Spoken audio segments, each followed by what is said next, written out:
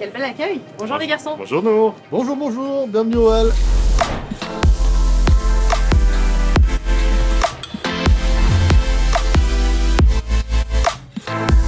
Aujourd'hui, nous allons à la rencontre de Mathieu, un des fondateurs d'Optimistic. Alors Mathieu, avant de nous expliquer pourquoi tu nous as amenés ici, j'aimerais que tu nous parles un petit peu plus de toi. Mathieu Curat, j'ai 43 ans dans quelques jours. Je suis né pas loin d'ici dans le Dauphiné et je suis entrepreneur, un des 3 cofondateurs de la société Optimistic. J'ai un parcours d'ingénieur au départ, donc rien qui ne j'irais me prédisposer à être entrepreneur. Par contre, il s'avère que, étant enfant, j'ai baigné dans tout ça avec mon père qui était déjà entrepreneur avec une petite entreprise de mécanique industrielle dans le sud de la France. Ensuite, une petite caractéristique, c'est que j'ai beaucoup voyagé à travers la France, par des activités de mes parents. Alors tu as une expérience significative à l'étranger, est-ce que tu peux nous en parler un petit peu plus ? Alors, c'est assez marrant parce qu'au départ, j'étais pas du genre à voyager, j'avais assez peu voyagé avant d'être étudiant. Et c'est quelque chose qui m'attirait, qui me questionnait. Et ça a commencé par, pendant mes études d'ingénieur, en fait, j'ai fait une année de césure qui m'a amené à voyager, découvrir un peu des pays hors du continent européen. Donc ça m'a permis d'aller en Côte d'Ivoire, au Mali, en Russie. Et ça m'a ouvert les chakras à ce moment-là. Et à la fin de mes études, en fait, je voulais partir un peu à l'aventure et voir autre chose. Et je suis parti faire mon stage de fin d'études en Chine. Et finalement, j'y suis resté 4 ans. Et c'est un pays que j'ai adoré. En dehors de ton côté entrepreneur, est-ce que tu as d'autres passions ? Ah oui, une passion qui m'a un peu amené ici, qui est la montagne. Une passion qui m'a animé, je dirais, jusqu'à mes 18 ans. Après, les études et puis la vie professionnelle m'ont un peu éloigné, en particulier quand on est en Chine, c'est un peu plus compliqué de faire de l'alpinisme. Quand je me suis installé sur Chambéry il y a 10 ans, c'était un des éléments qui m'a amené ici, c'était de pouvoir renouer avec cette passion. Et ce qui fait que, je dirais, en dehors du côté entrepreneurial, je pratique un certain nombre de sports de montagne, que ce soit le ski de randonnée, l'alpinisme, l'escalade, la randonnée toute simple. Voilà, le plaisir d'être dans la nature, dans nos belles montagnes. Alors Mathieu, tu nous as amenés ici, dans ce bel endroit que tous les Chambériens connaissent. Pourquoi ? Ah oui, alors j'en ai pas parlé. Il y a une autre aspect qui m'anime. Alors, est-ce qu'on peut parler d'une passion ? Je sais pas, c'est les bonnes choses. Et donc, je dirais pour moi, tout commence par bien manger et partager des bons repas avec les gens qu'on aime. Et donc, pour moi, le lieu des Halles est très représentatif. Alors, le marché, les Halles, c'est quand même un moment où on va prendre ce moment, ce plaisir d'aller choisir des beaux produits, des bons produits, pour d'ailleurs se faire plaisir et faire plaisir aux autres. Donc c'est pour ça que je vous ai amené ici, en particulier chez Alex, à la Criée Savoyarde, qui nous propose de magnifiques poissons. Mathieu, tu as beaucoup parcouru le monde. Est-ce que tu peux nous expliquer pourquoi tu es revenu ici, en Savoie ? Je pense que quand on a eu la chance d'aller loin de France, on se rend assez vite compte que peut-être qu'on va chercher des choses loin, que finalement on peut trouver assez facilement près de chez soi. Et la question, c'est de savoir où est-ce qu'on est bien, où est-ce qu'on aime vivre. Et il s'avère que, moi j'ai passé dans mon enfance pas mal d'étés dans les Alpes et dans la région. Et globalement, je sais qu'ici, je me sens bien. Tu as réussi à allier passion et travail. Est-ce que tu peux nous en dire plus ? Alors, il s'avère que j'ai une autre passion. Alors, je ne sais pas si c'est parce que je suis tombé dedans quand j'étais petit, mais c'est l'industrie. Alors, pourquoi ? Ça peut sembler un peu bizarre.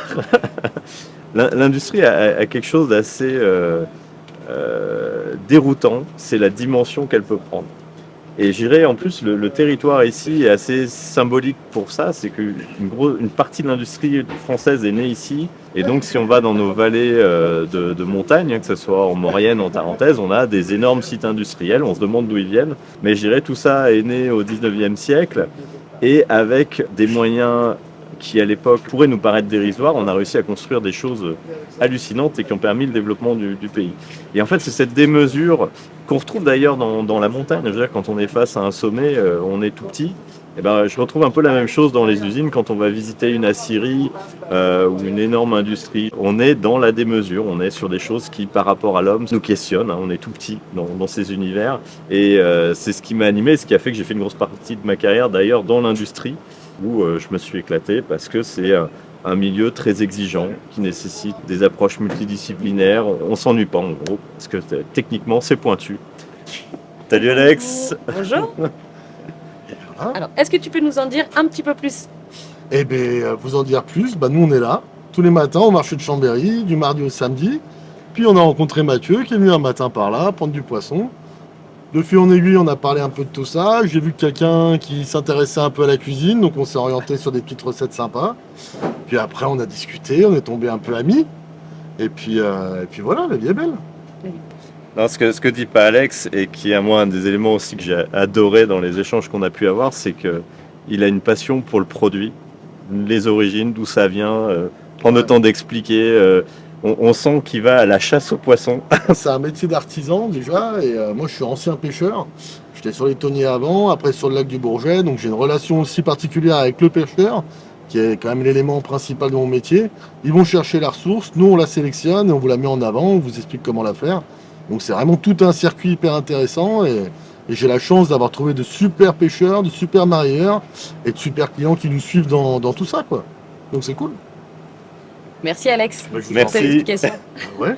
Et Merci puis, bonne beaucoup. journée.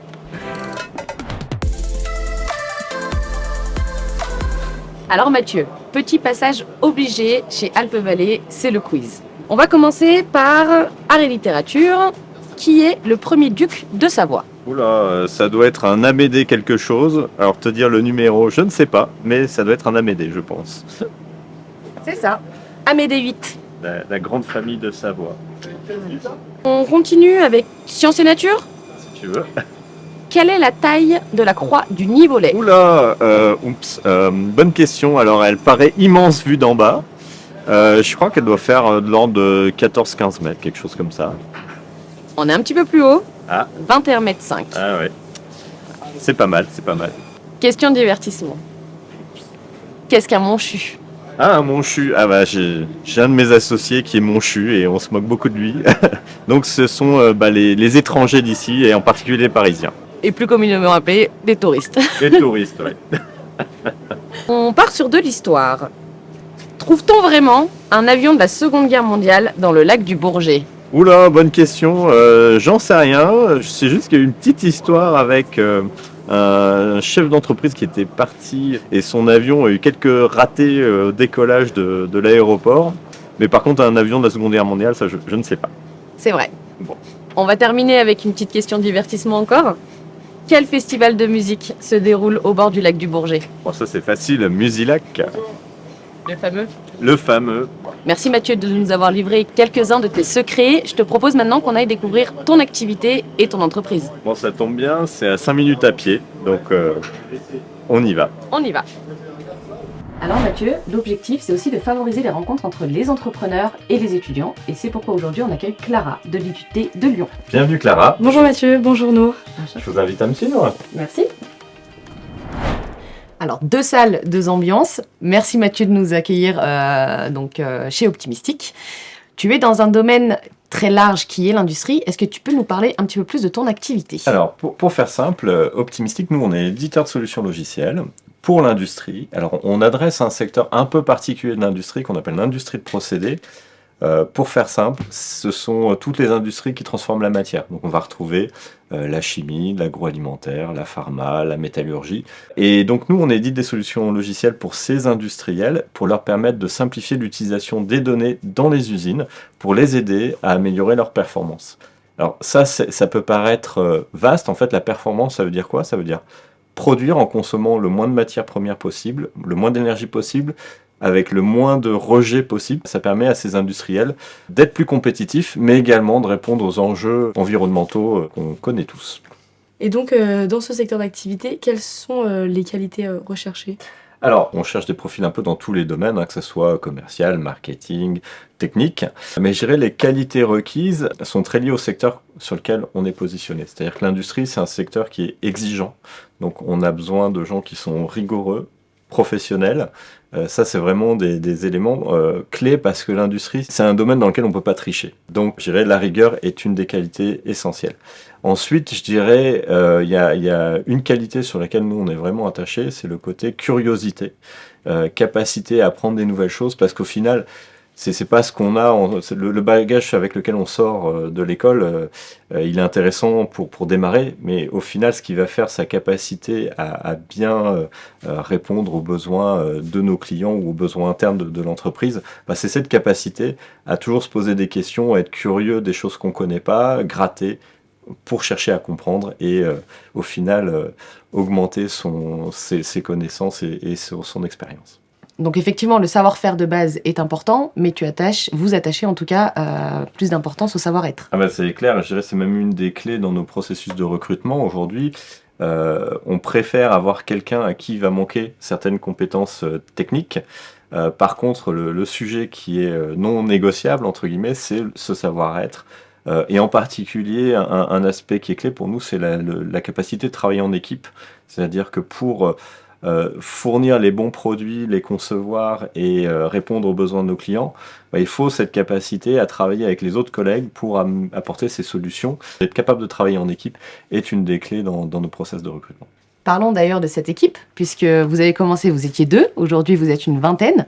Est-ce que tu peux nous en dire plus sur votre fonctionnement ? Alors, oui, ça a bien grandi, en particulier ces dernières années. On a tendance à beaucoup parler d'entrepreneurs, d'entrepreneuriat, etc. Une entreprise, c'est pas l'entrepreneur. L'entreprise, c'est l'équipe qui est constituée autour de l'entrepreneur. Je dirais, peut-être la seule qualité qu'on peut donner à l'entrepreneur, c'est de savoir bien s'entourer. La réalité, c'est que pour une entreprise qui a atteint la taille comme la nôtre, au final, ce qu'on délivre et ce que l'entreprise est, c'est le travail de toute l'équipe. Et notre rôle, maintenant, est plus le rôle d'être capable d'animer toute cette équipe pour qu'on aille tous dans la même direction et qu'on réponde aux besoins de nos clients. Si demain je souhaite devenir entrepreneur, quel conseil me donnerais-tu ? Oula, bonne question. Déjà, je pense que pour être un entrepreneur qui réussit, il y a une première chose, c'est d'aller attaquer un sujet qui te passionne. On peut pas, je dirais, en particulier sur les premières années de la création d'entreprise où on enchaîne les murs. Si on n'est pas passionné, c'est quasi impossible d'y arriver. L'autre point, je dirais, c'est se faire un peu une expérience avant de partir dans l'entrepreneuriat. C'est loin d'être négligeable et ça permet aussi de se forger un certain nombre de bons réflexes qui permettent de maximiser le succès d'une création d'entreprise. Parce qu'au final, être entrepreneur, c'est avant tout rencontrer un marché en comprenant les besoins de clients auxquels le marché ne répond pas correctement aujourd'hui. Et donc, ça veut dire de l'écoute, de l'observation et la curiosité de s'intéresser à ce marché-là pour au final leur apporter des choses nouvelles qui vont bien répondre à leurs besoins. Alors je parle beaucoup de besoins, mais au final c'est ça. Donc chez Optimistic, vous êtes un éditeur de logiciels. Qu'est-ce qui fait qu'aujourd'hui votre approche est innovante ? Alors, un des points clés dans notre approche, on parlera de technique après, mais c'est déjà qu'on a regardé le sujet sous un angle différent. C'est-à-dire que jusqu'à présent, les logiciels à destination de l'industrie étaient plutôt des solutions techniques pour répondre à des besoins techniques. Nous, on a pris le sujet un peu à l'envers en se disant, c'est quoi les besoins des opérationnels dans une usine pour répondre aux enjeux que j'évoquais tout à l'heure de performance. Et donc on est parti de ces usages en se disant, bah voilà, sur le marché, qu'est-ce qui existe ? Et en fait, finalement, pas grand-chose qui a été conçu pour ces équipes-là. Donc on est parti de ces besoins et on a cherché à lever tous les freins qui leur empêchaient de travailler cette performance industrielle en utilisant la donnée. Et donc là, par contre, on a sorti, l'artillerie technique pour pouvoir amener des approches nouvelles sur la manière de collecter, de traiter, d'utiliser la donnée et en gardant toujours le focus sur l'usage. Alors avec tout ce que tu nous as dit, je pense connaître la réponse, mais pourquoi Optimistic ? Pourquoi ? Alors, c'est parti au départ d'un jeu de mots sur optimisation. C'est mon associé, donc Marwan, qui est venu avec ce nom Optimistic. Et on s'est dit, c'est pas mal. En plus, ça donne ce côté, on va dire, optimiste. Et au final, ça fait maintenant 7 ans qu'Optimistic agit pour l'industrie. Vous êtes 3 fondateurs chez Optimistic et pourquoi cette association ?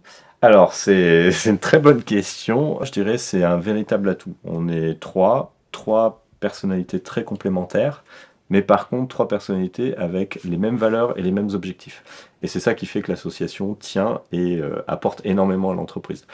Quand ça explose en vol, c'est qu'il y a un problème d'alignement sur les valeurs et sur les attentes en fait de la création d'entreprise. Et en combinant tout ça, je dirais on va beaucoup plus loin que si on était seul, chacun dans notre coin, à essayer de développer l'entreprise. Et je pense qu'il faut vraiment pas hésiter à faire ces associations quand on arrive à trouver le bon match. Eh bien, merci Mathieu de nous avoir accueillis ici et de nous avoir éclairé sur ton métier. Merci beaucoup. Merci à vous et merci à Alpes-Vallée de mettre en valeur les entrepreneurs du territoire. Retrouvez Alpes-Vallée sur notre site et nos réseaux sociaux et on se retrouve très bientôt pour un nouvel épisode d'Entre nous.